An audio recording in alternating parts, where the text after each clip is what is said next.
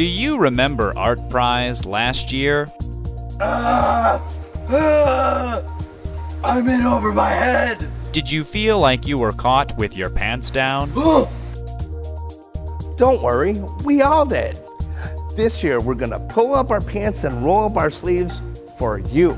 Hi, I am Tommy Fitzgerald. I am a local chef in Grand Rapids. Are you sick of the old cube cheese, veggie platters, and God forbid, those cocktail weenies and meatballs?